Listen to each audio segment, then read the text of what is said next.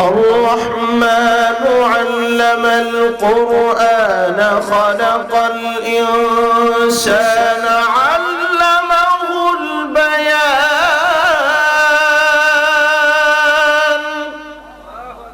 কার কথা? কোরআনের এক একটা সূরা এক এক ধরনের মধু ঢেলে দিয়েছেন যিনি, তিনি কে? আর আওয়াজ দিয়ে বলি তিনি কে?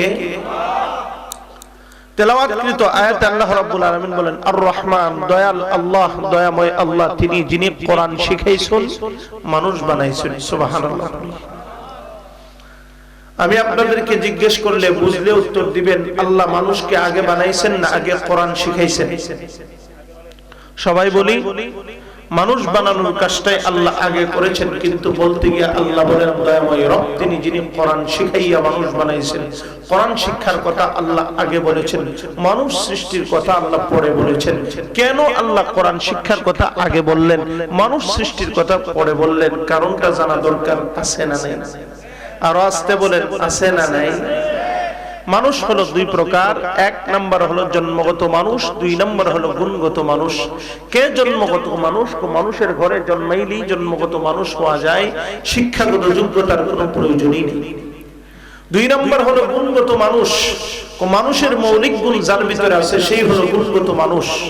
মানুষের মৌলিক গুণটা কি? কেউ যদি বলে আমি বেশি খাইতাম পারি, এটা মানুষের গুণ, তাহলে মহিষ আমার আপনার আগে মানুষ হয়ে যাওয়ার কথা, কারণ মহিষ মানুষের চেয়ে বেশি খাইতে পারে। কেউ যদি বলে হুজুর আমি বেশি ঘুমাইতাম পারি, এটা মানুষের গুণ, তাহলে গাধা আমার আপনার আগে মানুষ হয়ে যাওয়ার কথা, কারণ গাধা মানুষের চেয়ে বেশি ঘুমাইতে পারে। কেউ যদি বলে হুজুর আমি বেশি পরিমাণ বাচ্চা জন্ম দেওয়ার ক্ষমতা রাখি, এটা মানুষের গুণ, তাহলে কুকুর আমার আপনার আগে মানুষ হয়ে যাওয়ার কথা, কারণ কুত্তায়ও একসাথে কয়েকটা জন্মাইতে পারে। কথা বলেন ঠিক কিনা? তাহলে বুঝতে পারলাম বেশি পরিমাণ খাওয়া এটা মানুষের গুণ না, এটা জীবজন্তু জানোয়ারও পারে কি পারে না। বেশি পরিমাণ ঘুমানো এটাও মানুষের গুণ না, এটা গাধাও পারে। বেশি পরিমাণ বাচ্চা জন্ম দেওয়ার ক্ষমতা রাখা এটাও মানুষের গুণ না, এটা কুত্তাও পারে। তো মানুষের গুণটা কি? মানুষের একমাত্র গুণ হলো আল্লাহর ইবাদত, আর এই ইবাদত শিক্ষা একমাত্র শিক্ষা ব্যবস্থার নাম হলো কোরআনের শিক্ষা। আল্লাহর দুনিয়ায় কোরআনের শিক্ষা ছাড়া ইবাদত শিক্ষার আর কোন শিক্ষা ব্যবস্থাই तमाम পৃথিবীতে নাই। কথা বলেন ঠিক কিনা? এই জন্য আল্লাহ রাব্বুল আলামিন বলেন আর রহমানু আল্লামাল কুরআন খালাকাল ইনসানা আল্লামাহুল বায়ান। দয়াময় রব তিনি যিনি কোরআন শিখাইয়া, কোরআনের ছোঁয়া দিয়া, কোরআনের পরশ দিয়া জন্মগত বংশগত মানুষটাকে ইবাদত শিখাইয়া গুণের মানুষে পরিণত করেছেন। সুবহানাল্লাহ। একটা প্রশ্ন করলে বুঝে থাকলে জবাব দিবেন। আমাদের এই সমাজের মধ্যে এমন বহু মানুষ আছেন যারা ঠিকমতো খায়, ঠিকমতো ঘুমায়, ঠিকমতো আয় রোজগার করে, ঠিকমতো ব্যবসা বাণিজ্য করে, ক্ষেত খামারে কাজ করে, সব কিছু ঠিকঠাক মতো করে, শুধুমাত্র কেবলমাত্র নামাজ রোজা ইবাদত বন্দেগী কোরআন তেলাওয়াত জিকির আজকারের ধার ধারণা এমন লোক শাহপুর এলাকায় নেই। তো সবাই কয়না দিয়ে আসে না নাই? সব কিছু ঠিকঠাক নামাজ রোজা ইবাদত বন্দেগী টুকটাক এমন লোকের সংখ্যা খুব কম না খুব বেশি? হুজুর বিশ্বাস না হইলে ফজরের সময় মসজিদে একটা বার চাইয়েন, দেখেন ভোটার 500 হইলে মুসল্লি আছে 5 জন। কথা বল ঠিক কিনা? আর একটু আসতে বল, কথা বল ঠিক কিনা? তাহলে সকাল থেকে সন্ধ্যা দুনিয়ার পিছনে, সন্ধ্যা থেকে আবার সকাল পর্যন্ত দুনিয়ার পিছনে ডুবে থাকে। দুনিয়া যদি প্রয়োজনের অতিরিক্ত মানুষের ভিতরে ঢুকে যায়, এই দুনিয়া প্রয়োজন থাকে না, আমার আপনার দুশ্মন আর প্রাণনাশের হুমকি হয়ে দাঁড়িয়ে যায়। কথা বলেন ঠিক কিনা? দুনিয়ার একটা উদাহরণ কোরআনে হাকিম আল্লাহ রাব্বুল আলামিন দিয়েছেন। আল্লাহ বলেন ضرب الله مثل الحياة الدنيا كماء أنزلناه من السماء فاختلط به نبات الأرض فأصبح هشيما تذروه الرياح وكان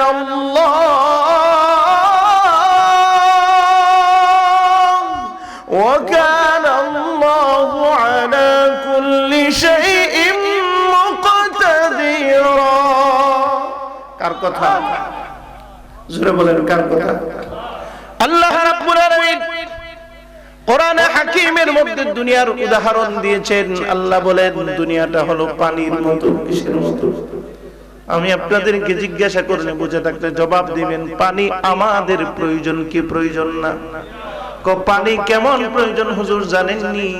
পানির অপর নাম আমরা জীবন বলে থাকি। শুধু তাই নয়, পানি ছাড়া মানুষ বাঁচতে পারে না। পানির অপর নাম জীবন বলে থাকি। পানি ছাড়া আমাদের ক্ষেত খামারে কোনো ফসলই হবে না। কথা বলেন ঠিক কি না? শুধু কি তাই না, আল্লাহ বলেন ওয়াজআলনা মিনাল মাই কুল্লা শাইইন হাই। আল্লাহ রাব্বুল আলামিন বলেন, আমি আল্লাহ পৃথিবীর প্রতিটা প্রাণ সৃষ্টি করেছি পানি থেকে। এত প্রয়োজন পানি, এত প্রয়োজনীয় পানি যদি বর্ষার পানি বাড়তে বাড়তে, বন্যার পানি বাড়তে বাড়তে, নদীর স্রোতের পানি বাড়তে বাড়তে আমার আপনার ঘরে যদি হাঁটু পর্যন্ত হয়, এটা কি প্রয়োজন থাকে না বিপদ হয়ে দাঁড়িয়ে যায়?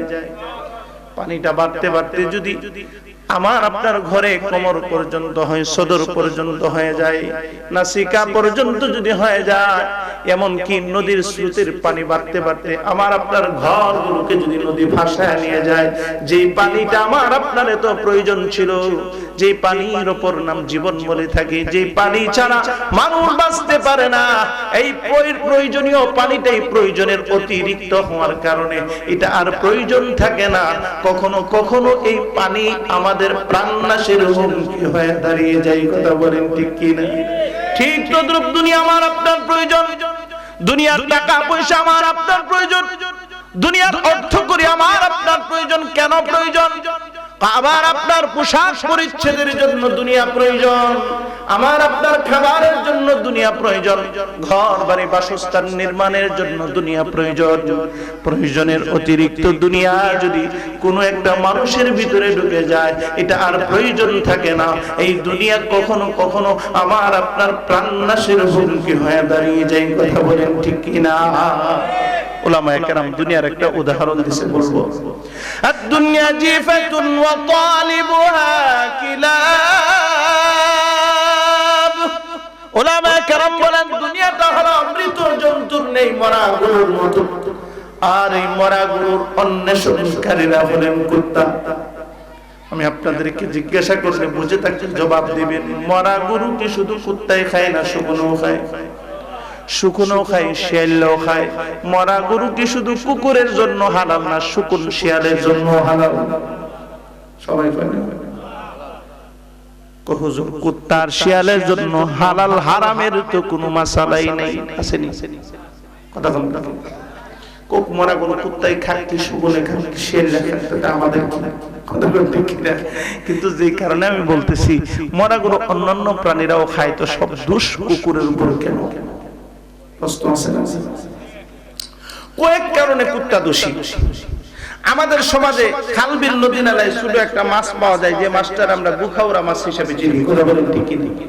বলেন তো শুধু কি ওই মাছটাই গু খায়, অন্য কোনো মাছে খায় না? যত মাছেই গু খায় সব দোষ গুড়া গেলে এক মাছের উপরে। কথা বলেন ঠিক কি? অন্যান্য প্রাণীরাও মরা গরু খায়, কুকুর খাইলে দোষ। কুত্তা কেন দোষী? কয়েকটি কারণ আছে। শুকনে মরা গরু খাওয়ার এই দৃশ্য নতুন প্রজন্মের যুবকরা না জানলেও মুরব্বীরা ভালো বলতে পারবে। কথা বলেন ঠিক কি? শুকনে দিনের বেলা খায় না রাতের বেলা খায়? আস্তে কর। শিয়ালে দিনে খায় না রাতে খায়? তাহলে বুঝলাম শুকনের খাওয়ানোর একটা টাইম টেবিল আছে, শিয়ালেরও খাওয়ানোর একটা টাইম টেবিল আছে। কুত্তা এমন এক প্রাণী খাওয়ানোর টাইম টেবিল নাই, দিনেও খায় রাতেও খায়। কথা বলেন ঠিক কি? ঠিক তদ্রুপ আমাদের এই সমাজের মধ্যে এমন কিছু মানুষ আছেন, যেই মানুষগুলো সকাল থেকে সন্ধ্যা, সন্ধ্যা থেকে আবার সকাল পর্যন্ত দুনিয়ার ভিতরে ডুবে থাকে। নামাজ, রোজা, ইবাদত, বন্দেগী, কোরআন তেলাওয়াত, জিকির আজকারের ধার ধরে না। ওই সমস্ত মানুষগুলোর চরিত্র আর কুত্তার চরিত্রের মধ্যে কোনো পার্থক্য নেই। কথা বলেন কথা ঠিক কিনা? কুত্তায় দিনের বেলাও খায় রাতেও খায়। যেই মানুষ সকাল থেকে সন্ধ্যা, সন্ধ্যা থেকে আবার সকাল পর্যন্ত দুনিয়ার ভিতরে ডুবে থাকে, নামাজ, রোজা, ইবাদত, বন্দেগীর ধার ধারে না, এ আর কুত্তার মধ্যে কোনো পার্থক্য আছে না? দুই নাম্বার, কুকুর কেন দোষী? কই শুকনে মরা গরু খায়, মরা গরুর গুস খায়, হাড্ডি খায় না। শুকনে হাড্ডি খায় না। শিয়াল্লা মামু যেটা খায় এটারও গুস খায়, হাড্ডি খায় না। কিন্তু কুত্তা এমন এক প্রাণী যেটা খাওয়ানো যায় এটাও খাইবো, যেটা খাওয়া যায় না এটারও চাবায়। কথা বলেন ঠিক কিনা? গোশতও খায়, হাড্ডিও চাবায়। ঠিক তদ্রুপ আল্লাহ মানুষ বানাইছেন, কিছু জিনিস আমাদের জন্য হালাল করেছেন, বৈধ করেছেন, কিছু জিনিস আমাদের জন্য হারাম করেছেন, কিছু জিনিস আমাদের জন্য হালাল করেছেন। সুদ খাওয়াকে হারাম করেছেন, ঘুষ খাওয়াকে আল্লাহ হারাম করে দিয়েছেন। অন্যায়ভাবে জোর জবরদস্তি করে সিনারি বাটপারি করে ক্ষেতের আল কেটে নিজের ক্ষেত বানায় আরেক বেটার ক্ষেত শুরু বানায় খাওয়াকে আল্লাহ হালাল করেছেন না হারাম করেছেন? ক্ষেতের আল কাটার ইঞ্জিনিয়ার শাহপুর এলাকায় নাই, অন্য এলাকায় আছে, আসেনি? কথা কয় না? ক্ষেতের আইল কাটে এরকম লোক আছে না নাই? এই ইঞ্জিনিয়ার গুলো ফজরের সময় কুয়াশা চতুর্দিকে দেখা যায় না, কোদালটারে কান্দল লয়া বাইরে মাঝে মধ্যে জিকির হতে ক্ষেতের আইলে খুব এত সুন্দর করে সাইজ করে কাটে ইঞ্জিনিয়ার উপর। কথা বলে ঠিক না? বছর শেষে দেখা গেছে তার ক্ষেত অর্ধ হাত বাড়ছে, আরেক বেটার ক্ষেত আদাত কমছে। হাদিস শরীফের মধ্যে আসছে, কেউ যদি জোর জবরদস্তি করে সিটারি বাটপারি করে অন্যের অর্ধ হাত জমি আত্মসাৎ করে কিয়ামতের ময়দানে শাস্তি স্বরূপ আল্লাহ 7 বছর জমিন তার গলায় ঝুলায় দিবেন। চিল্লায় বলেন নাউযুবিল্লাহ। যদি মনে করেন এরকম দুঃসাহস আপনার হয় যে আপনি 7 বছর জমিন আপনার গলায় ঝুলায় রাখতে পারবেন, আগামীকাল সওয়াল থেকে আর শুরু করেন। কথা বলতে কি না? তাহলে আল্লাহ রাব্বুল আলামিন আমাদের জন্য কিছু জিনিসকে হালাল করেছেন, কিছু জিনিসকে হারাম করেছেন। ঘুষ, সুদ, জিনা, ব্যভিচার, মদ, গাঁজা, ইয়াবা, হেরোইন, ট্যাবলেটকে আমাদের জন্য হারাম করে দিয়েছেন। চাঁদাবাজি করে খাওয়াকে আল্লাহ হারাম করে দিয়েছেন। যৌতুক নিয়ে খাওয়াকে আল্লাহ হারাম করে দিয়েছেন। আমাদের সমাজে এমন মানুষ আছেন আল্লাহ যেটাকে হালাল করেছেন এটাও খায়, আল্লাহ যেটা হারাম করেছেন এটাও ভক্ষণ করে। ওই সমস্ত মানুষের চরিত্র আর কুত্তার চরিত্রের মধ্যে কোনো পার্থক্য নাই। কথা বলেন ঠিক কিনা? এমন চরিত্রের লোক আছে না নাই? আরেকটা দোষের কথা আছে, কুত্তায় কেন দোষী? কষ্ট হইতেছে না? শকুনে মরা গরু খায়, শেয়ালও খায়, কুত্তাও খায়। তো শকুনে মরা গরু পরে মরা গরু যেখানে থাকে, মরা গরুটা দেখে ধপাস করে বসে খাওয়ান শুরু করে। শকুনের একটা সিফত হইল মরা গরু যেখানে আছে ঠিক বরাবর আকাশে আইসা কতক্ষণ চক্কর দেয়। চক্করটা এই জন্য দেয় তার সাঙ্গ দোস্তরা যারা আছে সবাই দাওয়াত দেয়, দোস্ত কারা কই আছো সবাই আয়ো, সবাই মিল্লা খামু, খাওয়ান একটা পাইছে। এটা হলো শকুনের সিফত। আর শিয়াল্লা মাগরিবের পরে হুক্কুর হুক্কুর ডাক আরম্ভ করে, দোস্ত কারা কই আছো সবাই আয়ো, খাওয়ান একটা পাইছে, সবাই মিল্লা খামু। কিন্তু কুত্তার গুণ হইলো, একটা কুত্তা মরা গরু খাইতেছে, আরেকটা কুত্তা যখন দিকালাইছে হিডা খাইতো আইছে, যেটা খাইতেছে খাওয়ান বাদ দিয়ে ওটা দৌড়ানি দেয়। এক কুত্তা আরেক কুত্তার খাওয়ান দেখতে পারে না। কথা বলেন ঠিক কিনা? ঠিক তদ্রুপ আমাদের সমাজে এমন কিছু মানুষ আছেন, বাপ মারা গেল, বাবার সম্পত্তিগুলো বড় ভাইয়ের অধীনে নিয়ন্ত্রণে থাকার কারণে ছোট ভাই ছোট বোনটা এসে বড় ভাইয়ের কাছে বাবার সম্পত্তির ভাগ চাই। বড় ভাই নামক এমন কিছু জালেম আর এমন কিছু মানুষ সমাজে আছে, ছোট ভাইটা ছোট বোনটাকে তাড়িয়ে দেয়, বাবার সম্পত্তির ভাগ থেকে মাহরুম করে। এদের চরিত্র আর কুত্তার চরিত্রের মধ্যে কোনো পার্থক্য নাই। কথা বলেন ঠিক কিনা? কুত্তা একা খাইতো, আরেকজনের খাওয়ান দেখতে পারে না। আমরা সমাজে যে মানুষগুলা নিজে একা খাইবো, আরেকজনের খাওয়ান দেখতে পারে না, এরকম চরিত্রের লোক এই এলাকায় নাই? কম না বেশি? তাহলে আল্লাহ মানুষ বানাইছেন ইবাদতের জন্য, আর ইবাদত শিখার একমাত্র শিক্ষা ব্যবস্থার নাম কি? কোরআনের শিক্ষা। কোরআনের শিক্ষা ছাড়া আল্লাহর দুনিয়ায় ইবাদত শিখার আর কোনো শিক্ষা ব্যবস্থাই तमाम পৃথিবীতে নাই। এজন্য আল্লাহ কোরআন শিক্ষার কথাটা বলছেন আগে, মানুষ সৃষ্টির কথাটা আল্লাহ বলছেন পরে। সুবহানাল্লাহ। 3 নম্বর আল্লাহ বলেন খালাকাল ইনসান, আমি আল্লাহ মানুষ বানাইলাম। কেন আমি আল্লাহ মানুষ বানাইছি? আমি আল্লাহ পরীক্ষা করতে চাই কার আমলটা কত সুন্দর হয়। আমি আপনাদেরকে বলছি, ও কলিজার টুকরা যুবক ভাই, শাহপুরের পর্দার আলোর আম্মা জান, ও আমার সাদা দাড়িওয়ালা মুরব্বি বাবা, আমি আপনাকে উদ্দেশ্য করে বলছি, আল্লাহ আমাদেরকে পরীক্ষার জন্য পাঠিয়েছেন। আমাদের পরীক্ষাটা একেবারেই নগণ্য। তবে আগেকার জামানায় আগেকার উম্মতরা যখন কোনো হুকুম আল্লাহর পক্ষ থেকে আসতো, কোন পরীক্ষা আসতো, এই পরীক্ষায় তারা ফেল মারলে সাথে সাথে আল্লাহ আযাব আর গজব দিয়ে তাদেরকে পাকড়াও করতেন। কথা বলেন ঠিক না? আমাদেরকে আল্লাহর হুকুম না মানলে, নামাজ না পড়লে আল্লাহ সাথে সাথে গজব দেয়নি? দেয় না? আগেকার জমানায় সাথে সাথে সিপা ধরত। কেমন ধরত বলবো কি একটা ঘটনা? সবাই বলে না, বলবো কি? আগেকার জমানায় আল্লাহর হুকুম না মানলে আল্লাহ সাথে সাথে আযাব গজব দিয়ে ধ্বংস করে দিত। মুসা আলাইহিস সালামের বনি ইসরাঈলদেরকে আল্লাহ রাব্বুল আলামিন হুকুম করেছেন এক জাতির মোকাবেলায় যুদ্ধ করার জন্য। এই জাতি কারা? আমালিকা সম্প্রদায়। এক একজনের দেহ ছিল এক একটা দৈত্যের মতো বিশাল আকৃতির দেহের মানুষ ছিল। এদের তুলনায় বনি ইসরাঈলের লোকগুলা ছোট ছোট কিউটের ডিব্বার মতো মানুষ ছিল, ছোট ছোট মানুষ। ওই তাফসীরের কিতাবের মধ্যে আসছে আমালিকা সম্প্রদায় এক একজন যে যুদ্ধের তলোয়ার ব্যবহার করতেন, এক একটা তলোয়ারের ওজন ছিল 3 মণ। মানুষটা খুব ছোট ছিল। আমালিকা সম্প্রদায়ের এক একজন লোক, কোন কোন গোত্রের লোক এত বড় বিশাল দেহের অধিকারী ছিলেন, সকালের ব্রেকফাস্ট করতে একটা উট লাগতো একজনের। সুবহানাল্লাহ। কই যে মাথা ছাড়া 10 ফুট লম্বা ছিল।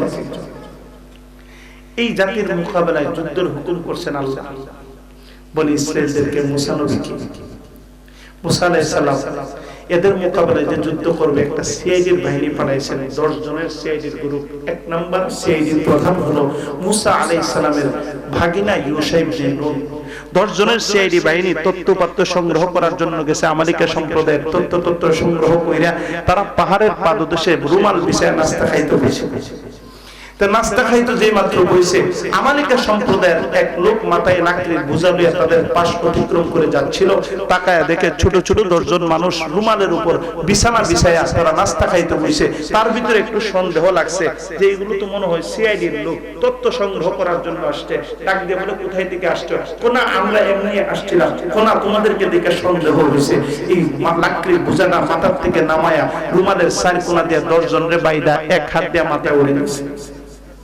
কত বড় একটা দেহ ছিল। আল্লাহু আকবার। মাথায় উঠায় বাসায় নিয়ে কয়, সবগুলোরে পাক করো, এবার নাস্তা করে খাবো, সবগুলোরে বর্তা করে নাস্তা করব। এবার স্ত্রী ডাক দেয়া কয়, আপনি কি পাগল হয়েছেন? এই ছোট ছোট কিউটের ডিব্বা মানুষগুলোকে আপনি ধরে নিয়ে আসছেন, এদেরকে মায়েরা লাভ নাই, এদেরকে ছেড়ে দেন। এরা যদি এদের জাতির কাছে যায় আপনাদের বিশাল দেহের বর্ণনা দিতে পারে, যুদ্ধ আর করা লাগতো না, সবগুলো এমনি হাত করে ভাগবে। আবার সবগুলোর দিছে সাইরা, সবাই এক দৌড় দিছে। মুসা আলাইহিস সালামের কাছে গিয়া কয়, যে বড় এক একজনের দেহ যুদ্ধ আর করা লাগতো না, দেখলেই সবাই হাত ফিল করে শেষ। মুসা আলাইহিস সালামকে একদম চোখ, তোমরা সিআইডির লোক, তথ্য তোমরা গোপন রাখতে হবে, কারণ যুদ্ধের জয় পরাজয় এটা পরের কথা, আল্লাহর হাতে। আল্লাহর হুকুম, যুদ্ধ আমাদেরকে নির্দেশ দিয়েছে, যুদ্ধ করাই লাগবে। এই তথ্য কারোর কাছে দিবা না। যদি বনি ইসরাঈলের লোক যে ফাট বিড়াল শুনলে একটাও যুদ্ধ যেত না। ইউশা ইবনে নুন ব্যতীত আরো যে 9 জন আছে, এরা একজন আরেকজনরে কয়, আমরার বাপসা ছাড়াও আছে, এরারে কমপক্ষে আমাদের বাঁচানো উচিত, এরারে বলে দেওয়া উচিত মুসা আলাইহিস সালামের কথা মানা যাইব না। যদি আমরার বাপসা ছাড়া মুসা নবীর ফামে ফিরা যায়, একজনে ফিরাই দেব না। ইউশা ইবনে নুন ডাক দেয়া কয়, শোনো, নবীর কথা মান্য করা ফরজ। যুদ্ধের জয় পরাজয় আল্লাহর হাতে, শক্তির মাধ্যমে, ক্ষমতার মাধ্যমে, অস্ত্রের বলে যুদ্ধের বিজয় আসে না। যুদ্ধের বিজয় আসে আল্লাহর হুকুম আর নুসরাতের কথা বলেন ঠিক না? ওই যে তত্ত্ব তোমরা গোপন রাখো। তারা সবাই যায় বনি ইসরাঈলের যত সৈন্যবাহিনী ছিল সবার কানে কানে পৌঁছায় দিয়েছে, যুদ্ধতে যাইবা একটু বুঝা বাজ্জা যায়, গেল কিন্তু ফিরাইতে পারে। সবাই এই কথা শুনে সবাই মুসা আলাইহিস সালামের ডাক দেয়া করে, فاذهب أنت وربك فقاتلا إنا هاهنا قاعدون। মুসা নবীকে ডাক দেয়া কয়, আপনি আর আপনার আল্লাহকে যুদ্ধ করেন, আমরা যুদ্ধ করতে পারতাম না, আমরা এখানে বসলাম। আল্লাহর পয়গম্বর হযরত মুসা আলাইহিস সালাতু ওয়াস সালাম চোখের পানিগুলো ছেড়ে দিয়া কান্দার মালিককে ডাক দেয়া কয়, মালিক, তোমার হুকুম অমান্য করার কারণে তুমি রাগ হয়ে, গুসা হয়ে আমারে আর আমার ভাই হারুনকে আযাব দিয়ে, গজব দিয়ে ধ্বংস করে দিও না। আল্লাহ রাব্বুল আলামিন মুসা নবীকে ডাক দিয়ে জানালেন, ও আমার পয়গম্বর মুসা, আমার হুকুম যারা অমান্য করেছে, আমি আল্লাহ তাদেরকে 40 বছরের যাবজ্জীবন জেল দিলাম। মুসা নবী ডাক দেয়া, মালিক, কোন জেলের মধ্যে তো হাজার হাজার মানুষদেরকে রাখবা। আল্লাহ ডাক দেয় মুসা তোমার এই ব্যাপারে কোনো চিন্তার দরকার নাই, আমি আল্লাহ এমন জেলখানার মধ্যে রাখবো যে জেলখানার কোনো বাউন্ডারি নাই, দারওয়ানও নাই, কোনো রক্ষী বাহিনীও নাই, আর্মিও নাই, র্যাবও নাই, পুলিশও নাই। আমি আল্লাহ তাদেরকে তিহ নামক উপত্যকায় 40 বছর পর্যন্ত উদ্ভ্রান্তের মতো আমি আল্লাহ ঘুরাবো। তিহ নামক উপত্যকায় 40 বছর আল্লাহ আবদ্ধ করে রাখছেন, যাবজ্জীবন জেল। সকাল থেকে সন্ধ্যা পর্যন্ত হাঁটে, এই এলাকার আর ভালো লাগে না, হাইটা সন্ধ্যা পর্যন্ত হাইটা পিছনে তাকায় দেয়। যেই খেজুর গাছের গোড়ার থেকে আটা শুরু করছিল, এখন ওই খেজুর গাছের গোড়াতে আছে। যে ঘরের কোণার থেকে আটা শুরু করছি, সন্ধ্যা পরে পিছনে তাকায় দেয় ঘরের কোণাতে আছে, সামনে তাকাইতে পারে না। এইভাবে 40 বছরে এক এক করে সব মনেছে সব বিদায়। যারা ছোট ছোট ছিল তারা এক পর্যায়ে যুবক হয়েছে। আল্লাহ এবার মুসা নবীকে ডাক দেয়া কয়, ও আমার পয়গম্বর মুসা, নতুন প্রজন্মের তারা একটু জিজ্ঞা, তারাও কি তার বাপদাদার মতো জেলখানার মধ্যে থাকতে চায় না বের হইতে চায়? হযরত মুসা পয়গম্বর ডাক দেয়া কয়, কি ব্যাপার, তোমরা কি জেলখানার মধ্যে থাকতে চাও না তোমরা জেলখানার ভিতর থেকে বের হইতে চাও? নতুন প্রজন্মের তারা ডাক দেয়া কয়, না না, এই জেলখানার মধ্যে আর ভালো লাগে না, থাকতে চাই না, বের হইতে চায়। আল্লাহ জানা দে মুসা, তাদেরকে বলে দাও জেলখানা থেকে যদি মুক্তি পেতে চায়, তারা যে যুদ্ধ থেকে তার বাপদাদারা পালাইছিল, আমার যে হুকুম অমান্য করেছিল, তার বাপদাদারা যে যুদ্ধ থেকে পলায়ন করছিল, যুদ্ধ কিন্তু তাদেরকে করাই লাগবে। যদি আমার হুকুম মানতে পারে, আমি আল্লাহ তাদেরকে তিহ নামক উপত্যকার জেলখানা থেকে মুক্তি প্রদান করব। এরা প্রাথমিকভাবে স্বীকার হয়েছে নতুন প্রজন্মের তারা, যে আমরা আল্লাহর হুকুম মানব, যুদ্ধ করব, কার মোকাবেলায়? ওই আমালিকা সম্প্রদায়ের মোকাবেলায়। এই স্বীকার আসার পরও সবাই পরবর্তীতে এই কমিটমেন্ট রক্ষা করতে পারে নাই। কিছু সংখ্যক যারা কমিটমেন্ট রক্ষা করছে, এরারে লই মুসা আলাইহিস সালাম যুদ্ধের ময়দানে গেছে, আমালিকা সম্প্রদায়ের মোকাবেলায় যুদ্ধ করবে, যাদের দেহ ছিল এক একটা দৈত্যের মতো। যুদ্ধের ময়দানে গেছে, অপরপক্ষে মোকাবেলায় শত্রু বাহিনী, বিশাল দেহের অধিকারী আমালিকার নেতা বনি ইসরাইলের লোকদেরকে দেখা একটা পাহাড় মাথার মধ্যে লইছে। আল্লাহু আকবার বলে, একটা পাহাড় মাথার মধ্যে লইছে। ওই যে এই ছোট ছোট মানুষ কি আর যুদ্ধ করব, পাহাড় একটা লইছে, ঢিল দিব সবগুলো শেষ। পাহাড় যেই মাত্র মাথায় লইছে, মুসা আলাইহিস সালাম উনি উনার নিজের হাতে 8 হাত লম্বা ছিল। কয় হাত? মুসা আলাইহিস সালামের মুজিজার হাতের লাঠিটাও ছিল 8 হাত লম্বা। মুঠ হইল কয় হাত? মুসা পয়গম্বর তিনি যখন তার মুজিজার হাতের লাঠিটা ধরে আল্লাহু আকবার বলে যখন জাম্পিং করতেন, তিনি উপরে আরো উঠতেন 8 হাত। মুঠ হইল কয় হাত? 24 হাত উঠে লাফ দিয়া ওই আমালিকার সর্দার যে পাহাড় মাথায় নিচে পাহাড়ের উপর উঠছে, এই পাহাড়ের উপর উঠে বসছে। আল্লাহ রাব্বুল আলামিন কুদরতি একটা পাখি আল্লাহ তাআলা পাঠিয়ে দিলেন। ওই পাখিটা আমালিকার নেতার মাথায় যে পাথর পাহাড় আছে, ওই পাহাড়ের মাঝখানে বসিয়া ঠোঁট দিয়া যেই মাত্র ঠুকুর দিল, পাহাড়ের মাঝখানটা ছিদ্র হইয়া আমালিকার নেতার গলার মধ্যে ঝুলে যায় মালার মতো। এবার নেতা ডানেও নড়তে পারে না, বামেও নড়তে পারে না। মুসা নবী আগে থেকেই তো লাঠি হাতে নিয়ে বসে আছে। আল্লাহ এবার ডাক দেয়া কয়, আমার পয়গম্বর মুসা, আমি মাথাটাকে ওপেন করে দিলাম, মনের মতো মনের সুখে এবার আঘাত করেন। মুসা নবী তার মুজিজার হাতের লাঠি দিয়ে আমালিকার নেতার মাথায় যেই মাত্র আঘাত করে মুহূর্তের মধ্যে জমিনের মধ্যে ঢলে পড়ে যায়। আল্লাহর হুকুম, যেই মাত্র আমালিকার সৈন্যরা দেখে নেতারে খতম কইরা পালাইছে, বাঁচার উপায় নাই, সবগুলো পালাইছে। আল্লাহ তাআলা মুসা নবীকে বিজয়ের মালা পরিয়েছেন, সুবহানাল্লাহ। এজন্য যুদ্ধের ময়দানে অস্ত্রের বলে যুদ্ধের ময়দানে বিজয় আসে না, ক্ষমতার বলে বিজয় আসে না, যুদ্ধের ময়দানে বিজয় আসে আল্লাহর রহমত আর নুসরতের কথা বলেন ঠিক কিনা? এই চিত্র আমরা দেখেছি গত 1 বছর 1.5 বছর পূর্বে, কথা বলেন ঠিক কিনা? যাদের হাতে অস্ত্র ছিল না, যাদের হাতে তেমন ক্ষমতা ছিল না, যাদের হাতে ট্যাঙ্ক ছিল না, যাদের হাতে অস্ত্র ছিল না, নিরস্ত্র মানুষগুলোকে সশস্ত্রের মোকাবেলায় আল্লাহ বিজয়ের মালা পরিয়েছেন, কথা বলেন ঠিক কিনা? এবার আসেন তাহলে ওই যে আগেকার জমানায় পরীক্ষায় ফেল মারলে সাথে সাথে শাস্তি, কথা কোন ঠিক কিনা? আমাদের কই রকম ধরে না।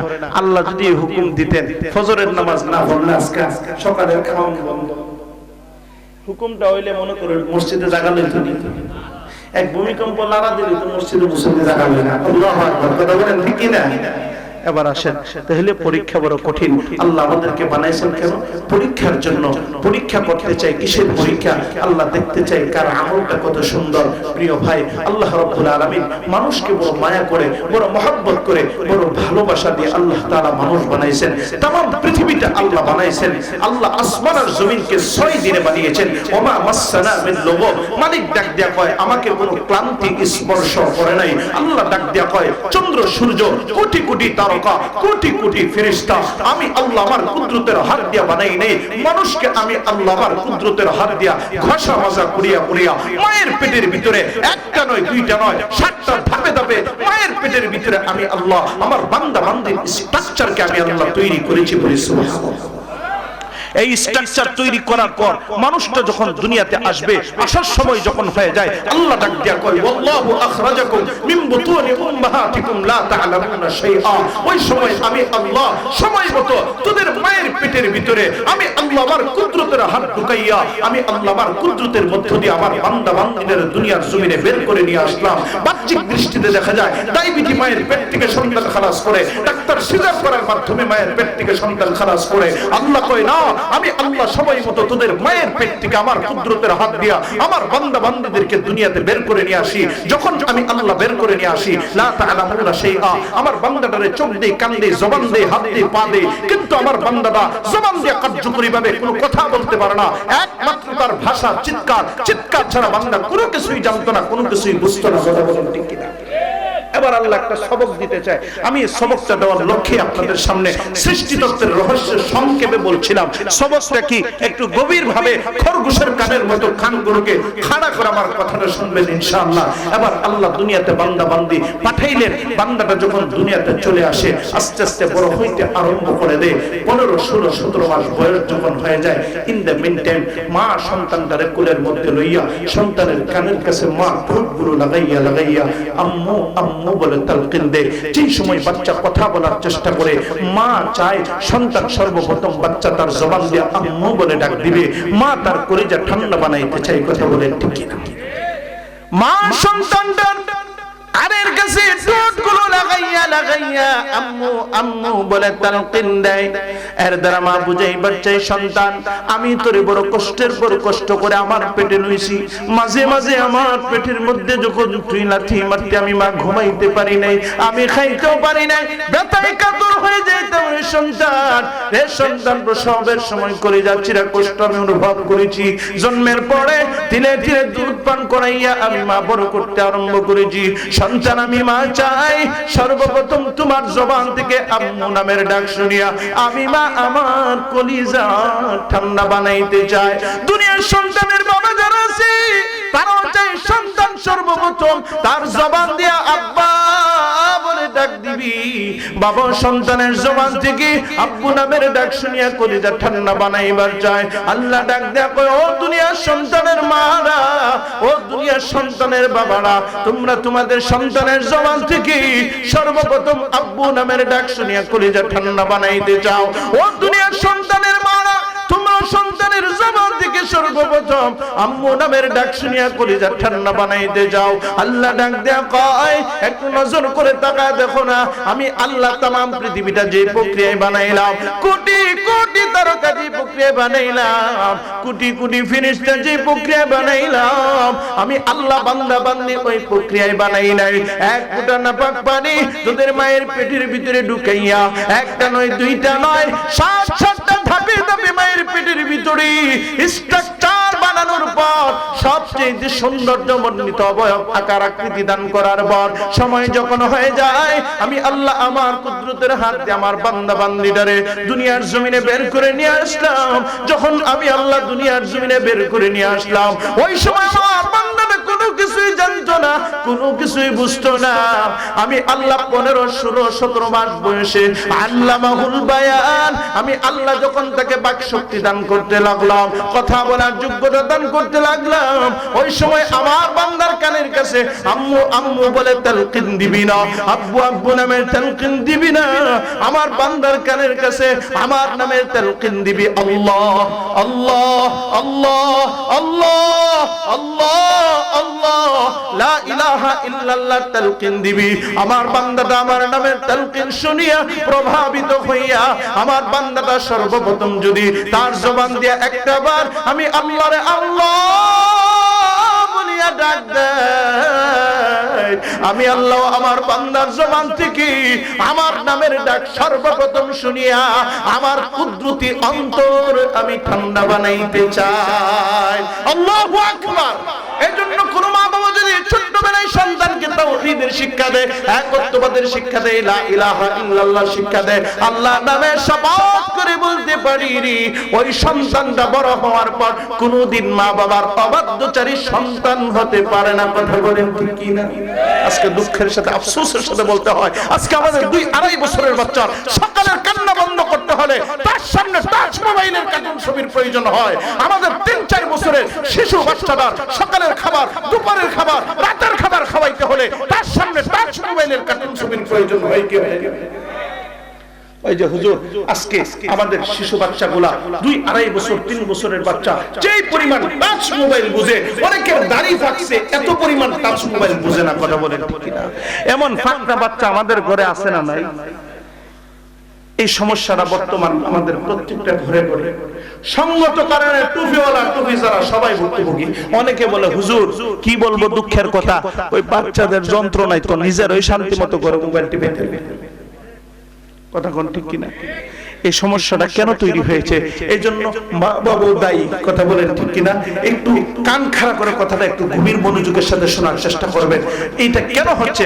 আজকে আমরা যখন আমাদের ছেলেকে বিবাহ করাইয়া পুত্রবধূটাকে ঘরে নিয়ে আসি, পুত্রবধূটা ঘরে আসলো, কিছুদিন পরে আল্লাহর হুকুমে যখন প্রেগনেন্ট হয়ে যায়, ডাক্তার বলে পূর্ণ রেস্টে থাকতে হবে। কয় কি কয় না? কাম করলে কি গজবে ধরবো, ডাক্তার পূর্ণ রেস্টে থাকার কথা বলে। এবার ওই যে ছেলেটা বিদেশ থেকে অথবা চাকরি সুবাদে ঢাকায় থাকে, বড় একটা মোবাইল ইচ্ছাই হোক আর অনিচ্ছাই হোক, মহাব্বত আর ভালোবাসা দেওয়া হোক অথবা জোর পূর্বক হোক, একটা টাচ মোবাইল দিয়ে গেছে স্ত্রীর হাতে।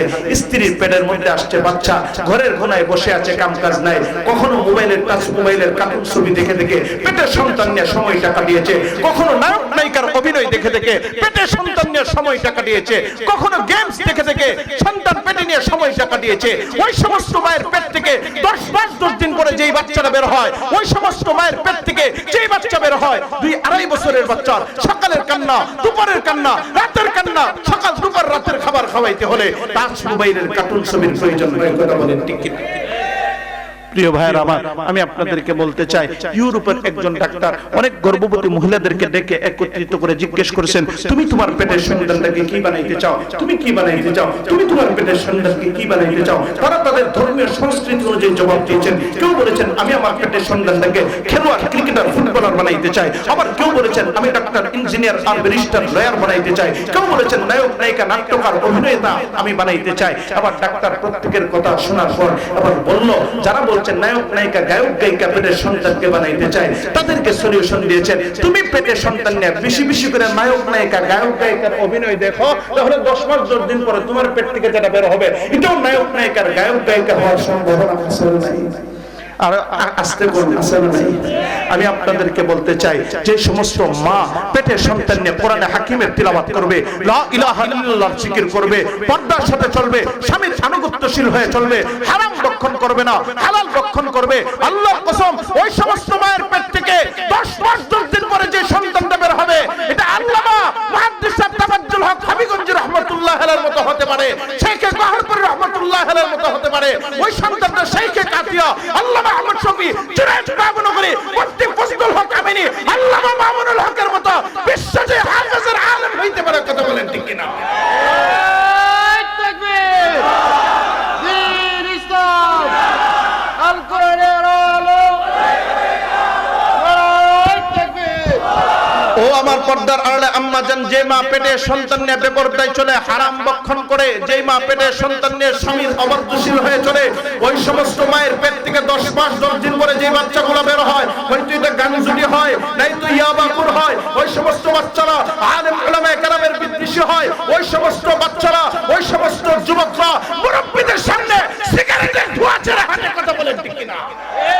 আগামীর একটি সুস্থ যুব সমাজ যদি আমরা পেতে চাই, তাহলে আদর্শ মা আমাদের প্রত্যেকটা ঘরে ঘরে দরকার। কথা বলতে কি আদর্শ মা যদি আমরা পেয়ে যাই, ইনশাআল্লাহ আগামীতে আমরা একটি সুস্থ যুব সমাজ পাবো। আমার কলিজার যুবক ভাইদেরকে বলতে চাই, ও যুবক, তোমাকে আমি বলছি, কিছুদিন পরে পূর্বে রামপুরা টাঙ্গাইলের একটা এলাকায়, সেখানে আলোচনা করতেছিলাম, রাতের বাজে 12:30, পাশেই দুইটা খাটিয়ায় দুইটা তরতাজা যুবকের লাশ। জিজ্ঞেস করলাম কাদের লাশ? পাশের বাড়ির দুইটা তরতাজা যুবকের লাশ। কেন, কি হয়েছে? মোটর বাইক অ্যাক্সিডেন্টে দুনিয়ার থেকে বিদায় হয়েছে। আজকে এখানে এমন বহু যুবক বসে আছো, রঙিন দুনিয়ার স্বপ্নে বিভোর হয়। ও যুবক, আমি তোমাকে বলছি, আমিও তোমার মতো একটা যুবক। যুবক, আমি তোমাকে বলছি, তুমি এই রঙিন দুনিয়ার বিভোর হয়ে আছো। তোমার দাঁড়িয়ে এক সময় মুখে গজাবে, দাড়ি এক সময় বড় হবে, এক সময় তুমি বিবাহ করবে, এই শব্দ তোমার আছে। তোমার সন্তানাদি হবে, সন্তানাদি বড় হবে, বিবাহ শাদী দিয়া তোমার নাতি নাতকাল হবে, দাড়ি এক সময় পাকবে, তখন তুমি সঠিক পথে হেদায়েতের পথে চলার চেষ্টা করবা।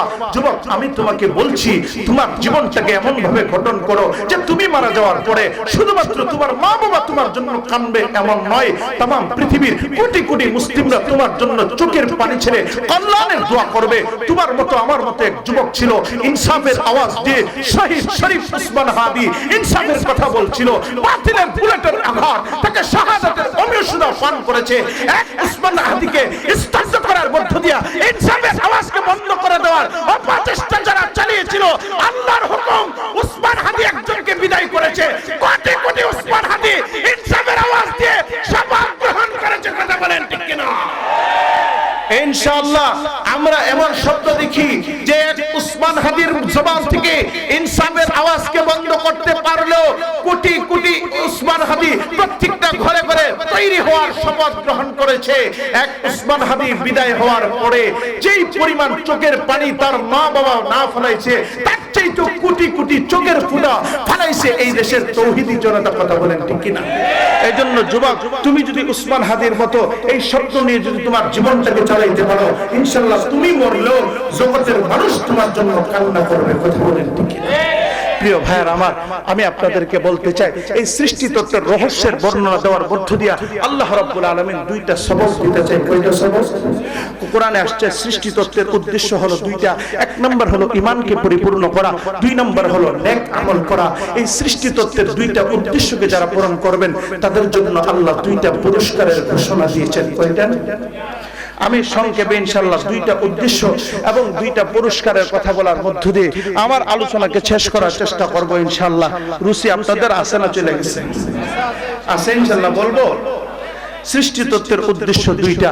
আল্লাহ বলেন, যে নারী এবং যে পুরুষ, যে নারী এবং যে পুরুষ নেক আমল করবে ঈমানের অবস্থায়, আল্লাহ দুইটা পুরস্কার দান করবেন।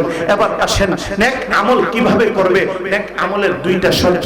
ওমান আরাদাল আখিরাহ ওয়া সাআলাহা সাইয়াহা ওয়া হুয়া মুমিন।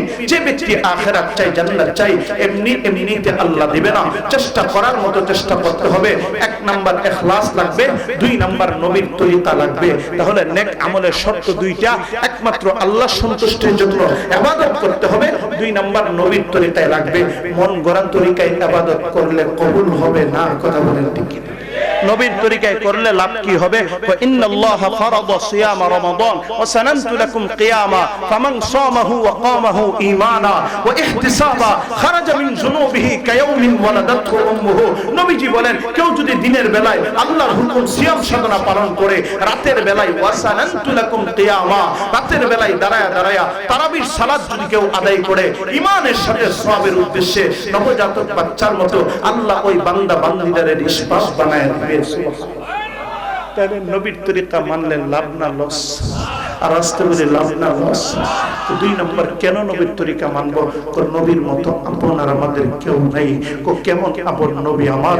কই যে মা সন্তানকে যে যতটুকু না ভালোবাসে, ভাই সন্তানকে, ভাই ভাইকে যতটুকু না ভালোবাসে, বাবা সন্তানকে যতটুকু না ভালোবাসে, মায়ার নবী বলেন তার চাইতে কোটি গুণ বেশি আমি আমার উম্মতদেরকে ভালোবাসি। সুবহানাল্লাহ পড়ে এই ভালোবাসার দাবি নিয়ে নবী মুহাম্মদুর রাসূলুল্লাহ ডাক দেয়া করে, উম্মত শোনো, ততক্ষণ পর্যন্ত কামিল মুমিন হতে পারবে না যতক্ষণ পর্যন্ত না মায়ের চাইতে, বাবার চাইতে, এমনকি নিজের জীবনের চাইতে আমি নবীকে সর্বোচ্চ পর্যায়ের মহব্বত আর ভালোবাসা দিতে না পারবি, পৃথিবীর কোনো মানুষ পরিপূর্ণ কামিল ঈমানদার হতে পারে না, পারবে না। এখন প্রশ্ন আপনারা আমাকে করতে পারেন যে হুজুর, নবী এমন কি উপকার করবেন যার দরুন নিজের বুকের তাজা রক্ত বিলিয়ে দিয়ে হলো নবীর ইজ্জত আর ভালোবাসার প্রমাণ দিতে হবে? কেন দিব নিজের জীবনটা নবীর ভালোবাসায়? এমন কি উপকার নবী আমাদের জন্য করবেন? উপকারের কথাটা একটু বলবো কি? সবাই বলেন বলবো।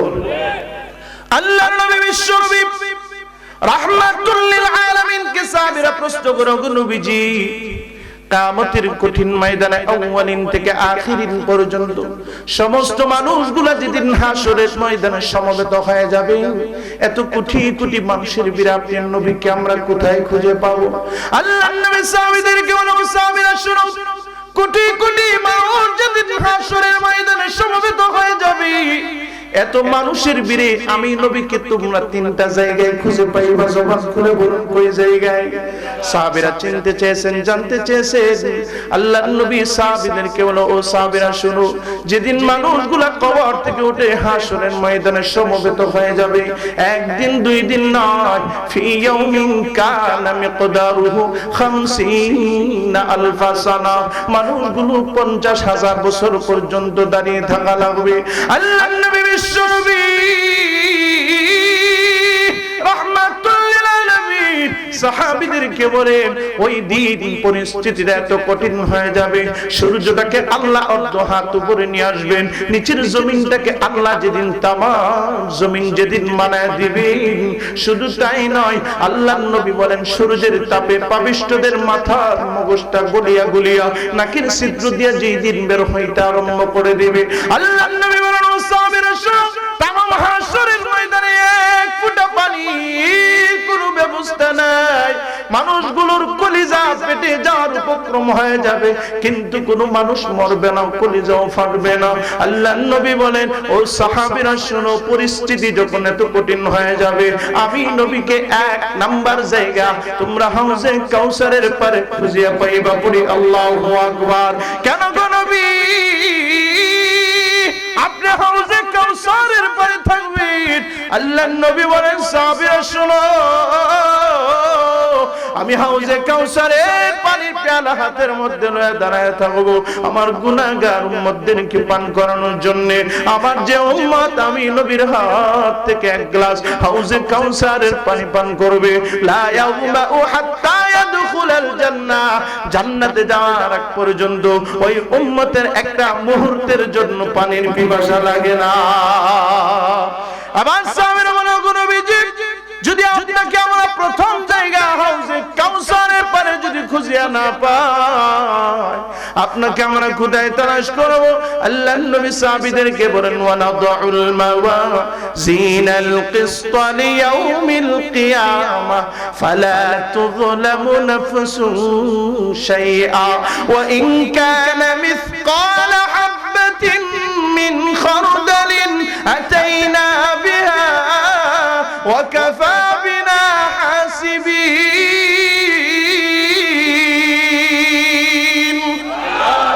আল্লাহর হাবিব বিশ্ব নবী রাহমাতুল লিল আলামিন সাহাবীদেরকে বলেন, আমাকে 2 নাম্বার তোমরা ওই জায়গায় পাইবা যেদিন আল্লাহ ইনসাফের মানদণ্ড দান করাবেন, আল্লাহ যেদিন মিজান কায়েম করবেন, মিজানের পাল্লার ধারে খুঁজে পাইবা। কেন গো নবী আপনি মিজানের পাল্লার ধারে দাঁড়ায় থাকবেন? আল্লাহর নবী বিশ্ব নবী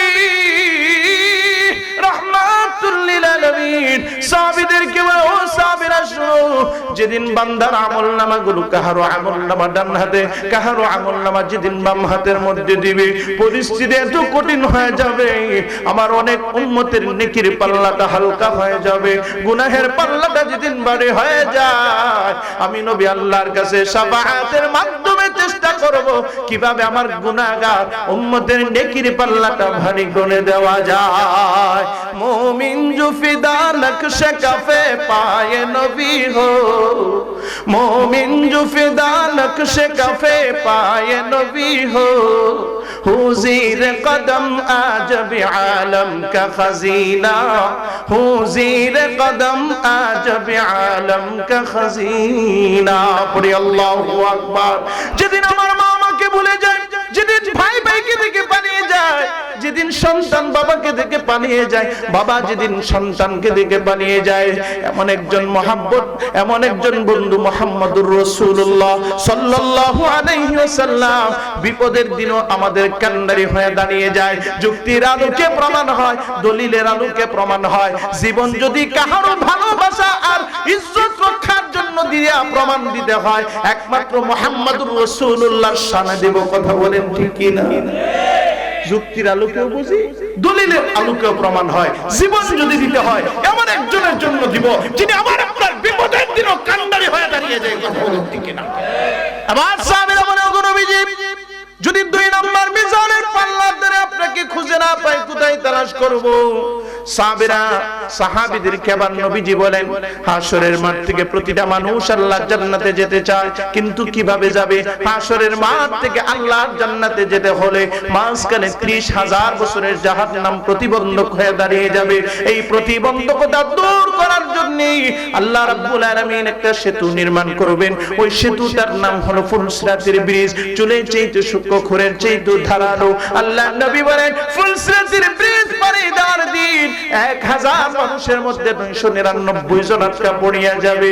রে গোলাম, দিনের কান লাগায় শোনো, আল্লাহ নবী, বিশ্ব নবী রাহমাতুল লিল আলামিন সাহাবীদেরকে বলে, 3 নাম্বার, আমাকে তোমরা ফুলসিরাতের ব্রিজের গোড়ায় খুঁজে পাইবা। কেন গো নবী? আপনি ফুলসিরাতের ব্রিজের গোড়ায় দাঁড়ায় থাকবেন। আল্লাহ নবী, বিশ্ব নবী রাহমাতুল লিল আলামিন সাহাবীদেরকে বলে, ও সাহাবীরা শোনো, আমার অনেক উম্মতগুলা ফুলসিরাতের ব্রিজের গোড়ায় আটকা পড়িয়া যাবে। আমার যে উম্মতগুলা ফুলসিরাতের ব্রিজের গোড়ায় আটকা পড়িয়া যায়, আমি নবী আল্লাহর কাছে শাফাআতের মাধ্যমে চেষ্টা করব কিভাবে আমার গুনাহগার উম্মতদেরকে 30,000 বছরের রাস্তার ফুলসিরাতের ব্রিজ পার করাইয়া আল্লাহর জান্নাত পর্যন্ত কিভাবে পৌঁছে দেওয়া যায়। আল্লাহু আকবার।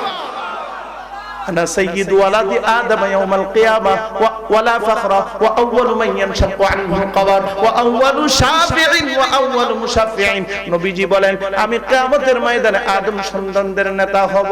এতে সবাই বলেন কয়টা? খুব সংক্ষেপে বলবো। 1 নম্বর পুরস্কার, আল্লাহ বলেন, ফালা নুহজিয়ান্নাহু হায়াতান তাইয়্যিবা, আল্লাহ দুনিয়াতে নেককার ইমানদার বান্দা বান্দীদেরকে আনন্দময় জীবন দান করবে। সুবহানাল্লাহ। পড়ি আনন্দময় জীবনের ব্যাখ্যায় মুফাসসিরিন কেরামগণ বলেন, দুনিয়াতে যারা অল্পতে তুষ্ট থাকবে, আনন্দময় জীবন উপভোগ করবে। অনেক মানুষ দেখবেন ডানে বামে আছে, হাই হাই খাই খাই নাই নাই, এরকম করে না। এই মানুষগুলো লক্ষ্য করে দেখবেন হাজারো কোটি কোটির চাইতে সুখী জীবন লাভ করে। সুবহানাল্লাহ। আসেন এবার আসেন 2 নম্বর পুরস্কার। আল্লাহ বলেন, ওয়ালানাজজিয়ান্নাহুম আজরাহুম বিআহসানি মা কানু ইয়ামালুন।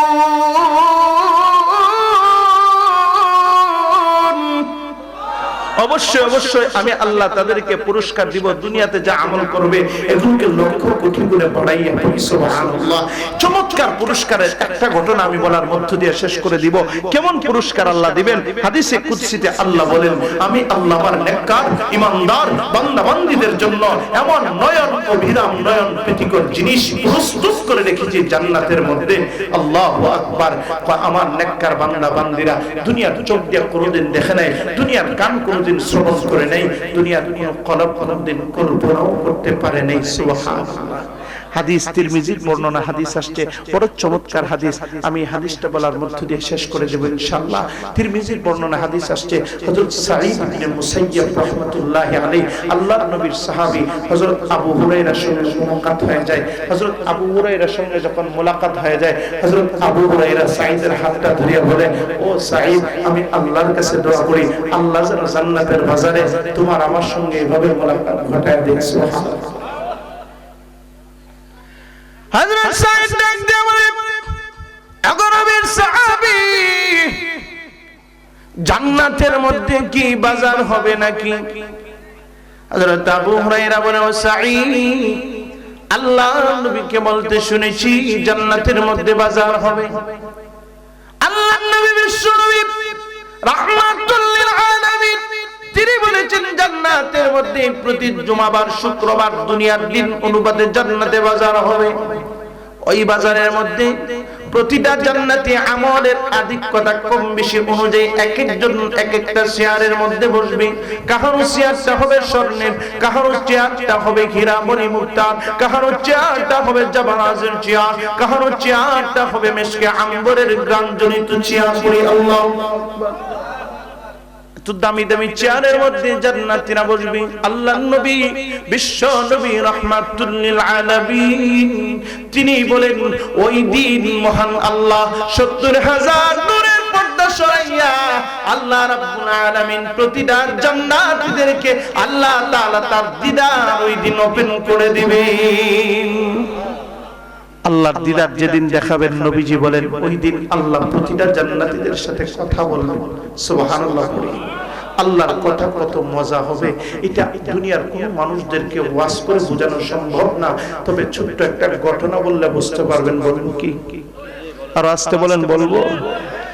একজন পয়গম্বরের সঙ্গে আল্লাহ কোন মাধ্যম ছাড়া পৃথিবীতে কথা বলেছেন। পয়গম্বরের নাম মুসা কালিমুল্লাহ। ফেরেশতার মাধ্যম ছাড়াও আল্লাহ মুসা নবীর সাথে কথা বলছেন। মুসা নবীর সাথে কথা বলার ঘটনাটা শুনলে কিছুটা আন্দাজ করা যাবে আল্লাহর কথা কত মজা হবে। হযরত মুসা আলাইহিস সালাতু ওয়াস সালাম মাদিয়ান থেকে গর্ভবতী স্ত্রী শুআয়ব আলাইহিস সালামের কন্যাকে নিয়ে মিশরের দিকে রওনা করেছেন। কনকন শীতের রাত, গভীর অন্ধকার। ইদা আখরাজা ইয়াদাহু লাম ইয়াকাদ ইয়ারাহা, নিজের হাতটা বের করলে অন্ধকারে নিজের হাতটাই দেখা যায় না। এমন অন্ধকার, গর্ভবতী স্ত্রীর প্রসব বেদনা শুরু হয়ে গেছে। আগুনের প্রয়োজন। কোথায় পাবে আগুন? দূরে তাকায় দেখে গাছের ডালে সুন্দর আগুন দেখা যায়। সুবহানাল্লাহ। মুসা নবী স্ত্রীকে বলে, অপেক্ষা করো, আগুন যেহেতু দেখা যায় আগুন ওয়ালাও সেখানে থাকতে পারে কি পারে না। আল্লাহর পয়গম্বর হযরত মুসা আলাইহিস সালাম স্ত্রীকে দাঁড় করাইয়া বলে, তুমি অপেক্ষা করো, আমি যাই। মুসা নবী আগুন আনার জন্য সামনের দিকে যেই মাত্র কদম ফালাই, মুসা নবী সামনের দিকে আগায়, আগুনটা পিছনের দিকে চলে যায়। মুসা নবী সামনের দিকে আগায়, আগুনটা পিছনের দিকে চলে যায়। আল্লাহু আকবার। হঠাৎ করে আওয়াজ আসে, ইয়া মুসা ইন্নী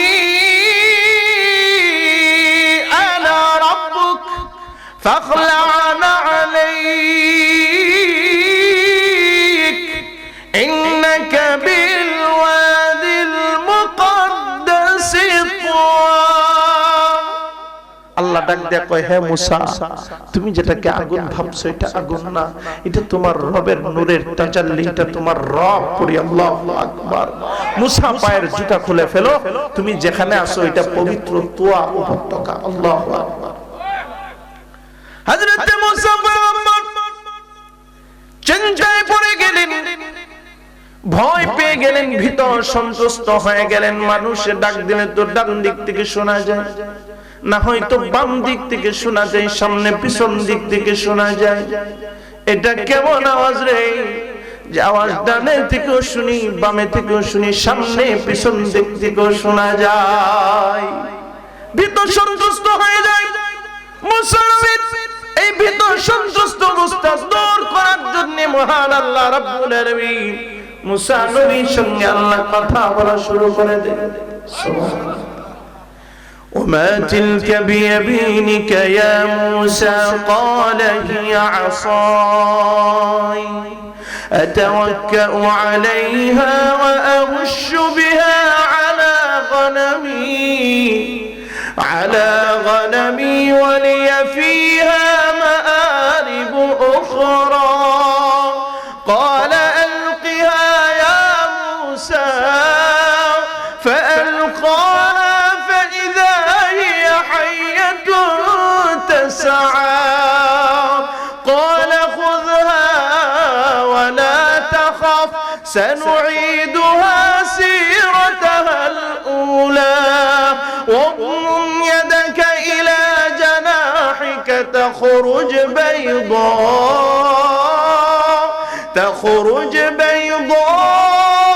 بيضاء من غير سوء آية أخرى لنريك من آياتنا الكبرى الله أكبر আল্লাহ রাব্বুল আলামিন কথা বলা শুরু করেছেন ভীত সন্ত্রস্ত অবস্থা দূর করাইতে চায় আল্লাহ রাব্বুল আলামিন ডাক দিয়ে কয় আমাদের কাবিবিকা ইয়া মুসা রে মুসা তোমার ডান হাতের মধ্যে এটা কি মুসা নবী এতটুকুন উত্তর দিলেই যথেষ্ট হতো ক্বালা হিয়া আসায় আমার ডান হাতে লাঠি মুসা নবী কথা লম্বা করে কারণ কথা যার সাথে বলে তিনি হলেন রব্বুল আলামিন আল্লাহু আকবার কোনো মাধ্যম নাই রে মুসা নবী কথা লম্বা করে বলে আতাওয়াক্কাউ আলাইহা ওয়া আহুশু বিহা আলা গনামি ওয়ালিয়া ফিহা মাআরিবু উখরা মুসা নবী ডাক দেয়া কয় মালিক ডান হাতে এটা লাঠি এটা দিয়ে ভর দিয়া হাঁটি ছাগলের জন্য পাতা পারি আরো বহু কাজ করি সুবহানাল্লাহ আল্লাহ বার ডাক দেয়া কয় মুসা ক্বালা আলকিহা ইয়া মুসা ফাআলকাহা ফাইদা হিয়া হাইয়াতুন তাসআ রে মুসা তোমার হাতের লাঠিটা জমিনে ছেড়ে দাও যে না মাত্র মুসা নবী হাতের লাঠিটা জমিনের মধ্যে ছেড়ে দেয় সাথে সাথে বিশাল বড় অজগর সাপে পরিণত হয়ে যায় মুসা নবীর হাতের লাঠি এত বড় সাপ হয়ে যায় মুসা নবী নিজেই দেখে পিছনের দিকে দৌড় মারছে আল্লাহু আকবার আল্লাহ ডাক দেয়া কয় ইন্নী লা ইয়াখাফু লাদাইয়াল মুরসালুন আল্লাহ ডাক দেয়া কয় মুসা নবীরা ভয় পায় না করো যেই মাত্র ধরে আগের মতো লাঠি হয়ে যায় পড়ি আল্লাহু আকবার মুসা আল্লাহকে ডাক দেয়া কয় মালিক তোমার কথা যদি এত সুন্দর হয় না জানি তুমি আল্লাহ কত সুন্দর আসমান সুন্দর জমিন সুন্দর সুন্দরে সুন্দরে পাল্লা জানি না কত সুন্দর তুমি আল্লাহ জানি না কত সুন্দর তুমি আল্লাহ পড়ে আল্লাহু আকবার মুসা নবী ডাক দেয়া কয় মালিক তোমার কথা যদি এত সুন্দর হয় না জানি তুমি আল্লাহ কত সুন্দর আল্লাহ কথা বলে আর পোষায় না তোমাকে আমি দেখতে চাই রব্বি আরিনি আনজুর ইলাইক আল্লাহ ডাক দেয়া কয় মুসা লা তুদরিকুহুল আবসার দুনিয়ার চর্ম চোখ দিয়ে দেখা যায় না লাং তারানি কখনো আমাকে তুমি দেখতে পারবে না বারবার মুসা নবী রিকোয়েস্ট করে আল্লাহ ডাক দেয়া কয় মুসা যদি দেখতে চাও ওয়ালাকিন ইনজুর ইলাল জাবাল ফা ইন ইস্তাকাররা মাকানাহু فسوف تراني فلما تجلى ربه للجبل جعله دكا وخر موسى صعقا فلما أفاق قال موسى قال سبحانك تبت إليك وأنا أول المؤمنين الله أكبر الله কয় পাহাড়ের দিকে তাকাও যদি পাহাড়টা স্থির থাকে বুঝবা আমাকে দেখতে পারবে যেই মাত্র মুসা নবী পাহাড়ের দিকে তাকায় আল্লাহ তাআলা তার ৭০,০০০ নূরের পর্দা সরাইয়া এক টুকরা নূরের ঝলক যে মাত্র তুর পাহাড়ের দিকে ছেড়ে দেয় আল্লাহর নূরের তাজাল্লির তো পাওয়ার মুসা নবী আল্লাহ যে মাত্র ছাড়ে তুর পাহাড়টা মুহূর্তের মধ্যে জ্বলে পুড়ে সরকার হয়ে যায়। মুসা নবী অজ্ঞান হয়ে পড়ে যায়। পড়ি আল্লাহু আকবার। রে গোলাম দিলের কান লাগায় শোনো, ওই যে জান্নাতের বাজারে মহান আল্লাহ প্রতিটা জান্নাতীদেরকে আল্লাহ দিদার দিবেন, দেখতে কোনো সমস্যা হবে না। আল্লাহ প্রতিটা জান্নাতীদের সঙ্গে আল্লাহ জান্নাতের বাজারে কথোপকথন করবেন। শেষ কথা, যেই মুহূর্তে আল্লাহ প্রতিটা জান্নাতীদের সঙ্গে কথা বলে আল্লাহ নবী বিশ্ব নবী রাহমাতুল লিল আলামিন তিনি বলেন, ঠিক ওই মুহূর্তে আসমান থেকে সৌন্দর্য বর্ধনের ঘুরি ঘুরি বৃষ্টি জান্নাতীদের উপর বর্ষণ হতে থাকবে। নবীজি বলেন, ওই বৃষ্টির আগে হালকা মৃদু ঠান্ডা বাতাস আসবে। দুনিয়াতে বৃষ্টির আগে হালকা মৃদু ঠান্ডা বাতাস আসে কি আসে না? আল্লাহর নবী বলেন, ওই যে জান্নাতের বাজারে হালকা মৃদু ঠান্ডা বাতাস আসবে। ও দুনিয়ার উম্মত, ও সাহাবীরা শোনো, ওই জান্নাতের বাজারে হালকা মৃদু ঠান্ডা বাতাস আসবে। ওই বাতাসটা দুনিয়ার বাতাসের মতো হবে না। ওই বাতাসটা মেশকে আম্বরের গ্রাম জনিত বাতাস হবে। পড়ি আল্লাহু আকবার। আল্লাহর নবী বলেন, যে মাত্র জান্নাতের বাজারে আল্লাহর দিদার দেখে দেখে আল্লাহ যখন কথা বলতে আরম্ভ করে দিবেন, ওই যে সৌন্দর্য বর্ধনের ঘুরি ঘুরি বৃষ্টিতে গোসল করবে, তারা একে অপরের দিকে তাকায় দেখবে, তাদের সৌন্দর্য আগের চাইতে হাজার গুণ লক্ষ গুণ কোটি গুণ বাড়ায়া দিছেন যিনি, তিনি কে? আরো জোরে বলে, তিনি কে? প্রতি জুমাবার শুক্রবার জান্নাতীদের সৌন্দর্য বাড়তেই থাকবে, কোনোদিন কমবে না। আমি আমার কলিজার যুবক ভাইদেরকে একটা টিপস দিতে চাই, পর্দার আড়ালের যুবতী বোনদেরকে একটা টিপস দিতে চাই। আজকে আমাদের কলিজার যুবক ভাইরা সৌন্দর্য বর্ধনের জন্য দামি ব্র্যান্ডের ক্রিম আর পাউডার অনলাইন থেকে অর্ডার করে আসেন। অনেকে যুবতীরা আছে সৌন্দর্য বাড়ানোর জন্য দামি ব্র্যান্ডের ক্রিম আর পাউডার ইন্ডিয়া থেকে সৌদি আরব থেকে অর্ডার করে আনে, সৌন্দর্য বানাইতে চায়। আমি সৌন্দর্য বাড়ানোর জন্য একটা টিপস দিতে চাই। দামি ব্র্যান্ডের ক্রিমের কোনো দরকার নাই, পাউডারের কোনো দরকার নাই। ও শাহপুরের যুবক ও আমার যুবতী বোন, আজকে ফজর থেকে যদি 5 ওয়াক্ত নামাজের আগে উজুর পানি যদি তোমার চেহারায় লাগাইতে পারো, তোমার হাতে পায়ে যদি লাগাইতে পারো, আল্লাহর নামে শপথ করে বলছি, ও যুবক, উজুর পানি যদি তোমার চেহারায় লাগাইতে পারো, হাতে পায়ে লাগাইতে পারো, তোমার চেহারাটা যদি পাতিলের তলার মতো কালো হোক না কেন, এই কালো চেহারার ভিতর থেকে একটা নূরের ঝলক তৈরি করে দিবে যিনি, তিনি কে? আর উজুরে বলে, তিনি কে? একটু নজর করে তাকায় দেখবা, যদি 5 ওয়াক্ত নামাজের আগে উজুর পানি যদি চেহারায় লাগাইতে পারো, হাতে পায়ে যদি লাগাইতে পারো, চেহারাটা হতে পারে কালো, পাতিলের তলার মতো কালো হতে পারে, কিন্তু এই কালো চেহারার দিকে কোনো মানুষ যখন তাকাইবে কেমন যেন একটা মায়া চলে আসবে। একটু নজর করে তাকায় দেখো না, এই জমিনের মধ্যে এমন বহু মানুষ ছিল। আল্লামা শেখে গহরপুরি নুরুদ্দিন গহরপুরি রহমতুল্লাহি আলাইহি, শেখে কাতিয়া রহমতুল্লাহি আলাইহি, চামড়াটা যদিও তাদের কালো ছিল, কিন্তু এই কালো চেহারার দিকে তাকাইলে কেমন যেন একটা নূরের ঝলক ভেসে আসতে। পড়ি আল্লাহু আকবার। আর জোরে পড়ি আল্লাহু আকবার। এজন্য ওযু 5 ওয়াক্ত নামাজের আগে ওযুর পানি চেহারায় লাগাইয়া চেহারার সৌন্দর্য বর্ধন করতে কারা কারা চাও, দুইটা হাত মহান আল্লাহরে দেখায় দাও। লিল্লাহি তাকবীর, লিল্লাহি তাকবীর। আল্লাহ তুমি রহমতের নজর দিয়ে তাকায় দেখো, যারা দুইটা হাত উত্তোলন করেছে 5 ওয়াক্ত নামাজের আগে ওযুর পানি আমাদের চেহারায় হাতে পায়ে লাগানোর তৌফিক দান করো। 5 ওয়াক্তের নামাজি হিসাবে আমাদের প্রত্যেকটা যুবক যুবতী আমার বাবাদেরকে আল্লাহ তুমি কবুল করো। সকলেই পড়ি আমিন।